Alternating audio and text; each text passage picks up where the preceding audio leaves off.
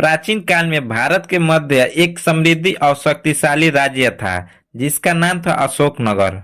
इस राज्य का शासक था राजा वीर प्रताप सिंह, जो अपनी बुद्धिमत्ता, न्यायप्रियता और प्रजा के प्रति का प्रेम प्रसिद्ध था। लेकिन राजा के सबसे बड़ी ताकत थी उनके चतुर वफादार मंत्री बलदेव, जिसकी बुद्धिमत्ता, चालाकी और कहानी दूर दूर तक फैली हुई थी।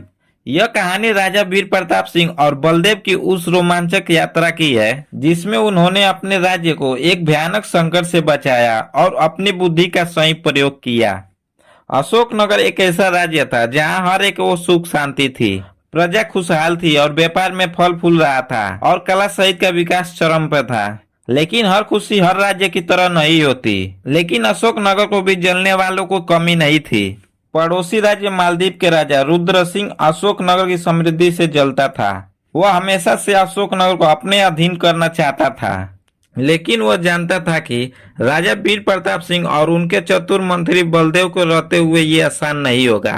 एक दिन रुद्र सिंह ने अपने दरवाजे पर अपने विश्वास पात्र सलाहकारों को बुलाया और बोला, हमें अशोकनगर को हराना होगा, लेकिन बुद्धि में विजय की कोई गारंटी नहीं है। हमें ऐसी कोई चाल चलनी होगी जो बलदेव को कमजोर बना दे।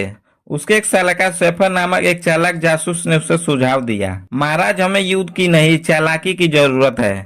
महाराज, मैं सुना कि अशोकनगर की सबसे बड़ी ताकत है बलदेव की बुद्धि। अगर हम उसे राजा के खिलाफ कर दें या उसे दरवाजे से हटा दे तो अशोकनगर अपने आप ही कमजोर हो जाएगा। रुद्र सिंह ने मुस्कुराते हुए कहा, बिल्कुल कुटिल, ये शानदार योजना है, लेकिन ये कौन करेगा? सैफर ने कहा, मैं अशोकनगर जाऊंगा और वहां एक ऐसी साजिश रचूंगा जो राजा और मंत्री के बीच विश्वास पैदा कर सकूं। सैफर ने बोला, मैं एक भिखारी के वेश में जाऊंगा ताकि वहां किसी को शक न हो। सैफर ने भिखारी का वेश धारण किया और अशोकनगर में पहुंच गया। कई दिनों को दरवाजे के आसपास भटकते हुए बलदेव राजा की प्राधिकारी को समझा। उसने देखा कि बलदेव हर सुबह राजा के साथ गुप्त मंत्र करता था और फिर दिन भर राजा के कार्यों में व्यस्त रहता था। सैफर ने एक योजना बनाई। उसने एक जाली पत्र तैयार किया जिसमें लिखा था कि बलदेव राजा को धोखा दे रहा है और गुप्त रूप से कालिंदर के साथ मिलकर अशोकनगर को कमजोर बनाने का योजना बना रहा है। सैफर ने यह पत्र एक पुराने सैनिक के हाथों राजा तक पहुंचाने की व्यवस्था की।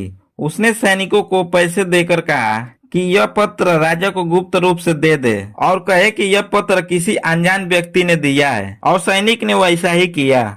जब राजा वीर प्रताप सिंह ने पत्र को पढ़ा तो उनके मन में संदेह का बीज बोया गया। महाराज वीर प्रताप सिंह, आपका सबसे विश्वास पात्र मंत्री बलदेव आपके खिलाफ साजिश रच रहा है। वो कालिंदर के राजा रुद्र सिंह के साथ गुप्त संदेश का आदान प्रदान कर रहा है। यह आपके खजाने को लूटने और इस राज्य को कमजोर बनाने की योजना बना रहा है। कृपया सावधान रहें। राजा ने पत्र को कई बार पढ़ा। उन्हें विश्वास नहीं हो रहा था कि बलदेव ऐसा कर सकता है, लेकिन संदेह का कीड़ा उनके मन में कुड़बड़ाने लगे। उन्होंने बलदेव को बुलाया और सख्त लहजे से पूछा, बलदेव, क्या तुम कालिंदर के साथ कोई गुप्त संवाद कर रहे हो? बलदेव हैरान रह गया। उसने कहा, महाराज, ये कैसी बात है? मैंने तो कभी ऐसा कुछ नहीं किया। मेरी वफादारी हमेशा अशोकनगर और आपके प्रति रही है। राजा ने पत्र दिखाया और बोले, ये क्या है? यह पत्र कहता है कि तुम मेरे खिलाफ साजिश रच रहे हो। बलदेव ने पत्र पढ़ा और तुरंत समझ गया कि ये कोई साजिश है। उसने शांत स्वर में कहा, महाराज, ये पत्र जाली है। कोई हमारे बीच अविश्वास पैदा करना चाहता है। मुझे कुछ समय दीजिए, मैं इसकी गहराई तक जाऊंगा। बलदेव ने तुरंत अपने विश्वास पात्र जासूस को काम पर लगाया। उसने उसे कहा कि वे उस सैनिक को ढूंढो जिसने महाराज को यह पत्र दिया था। कुछ ही दिनों में जासूसों ने सैनिक को पकड़ लिया।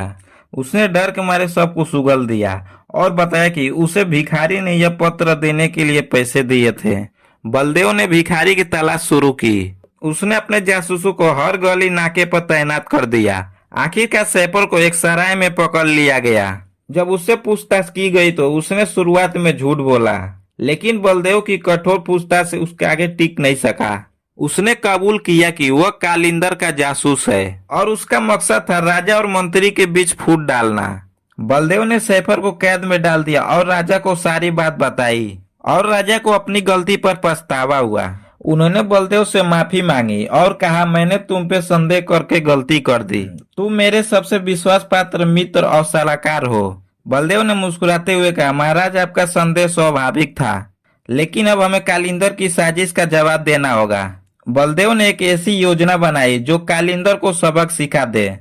उसने सैफर को रिहा करने का एक नाटक किया और उसने एक जाली पत्र दिया जिसमें लिखा था कि बलदेव ने राजा को धोखा देने की योजना बना ली और वह जल्दी कालिंदर की सेना को अशोकनगर में प्रवेश करने देगा। सैफर ने यह पत्र रुद्र सिंह तक पहुंचाया। रुद्र सिंह खुशी से फूला नहीं समाया। उसने तुरंत अपनी सेना तैयार की और अशोकनगर पर हमला करने की योजना बनाई। लेकिन उसे क्या पता था कि यह बलदेव का चाल है। बलदेव ने पहले ही अशोकनगर की सेना को तैयार कर लिया था। उसने कालिंदर की सेना को एक घने जंगल में फंसाने की योजना बनाई, जहां अशोकनगर की सेना को मारने की प्लान बनाई। जब कालिंदर की सेना जंगल में प्रवेश की तो अशोकनगर की सेना चारों ओर से घिरकर हमला कर दिया। रुद्र सिंह की सेना बुरी तरह हार गई और रुद्र सिंह को कैद कर लिया गया। रुद्र सिंह को अशोकनगर के दरवाजे पे लाया गया और राजा वीर प्रताप सिंह ने उससे कहा, रुद्र सिंह, तुमने साजिश और धोखे से मेरे राज्य को नष्ट करने का कोशिश किया, लेकिन मेरे चतुर मंत्री बलदेव तुम्हारी हर चाल को नाकाम कर दिया। रुद्र सिंह ने सिर झुकाकर कहा, महाराज, मैं अपनी गलती मानता हूँ। बलदेव की बुद्धि के सामने मेरी कोई चाल चली नहीं, मैं हार मानता हूँ। राजा वीर प्रताप सिंह ने उदारता दिखाते हुए रुद्र सिंह को माफ कर दिया, लेकिन उससे एक शांति का हस्ताक्षर करवाया गया जिसमें कालिंदर ने अशोकनगर के साथ शांति बनवाए रखने का वचन दिया। इस घटना के बाद अशोकनगर और भी समृद्ध हुआ। बलदेव की चतुराई और राजा वीर प्रताप सिंह की उदारता की कहानी दूर दूर तक फैल गई। प्रजा ने अपनी राजा और मंत्री पर गर्व करना शुरू कर दिया। बलदेव ने एक बार फिर से साबित कर दिया कि बुद्धि और चालाकी हथियार से ज्यादा ताकत होती है। और इसी तरह राजा और मंत्री की रोमांचक कहानी इस इतिहास के पन्ने में दर्ज हो गई।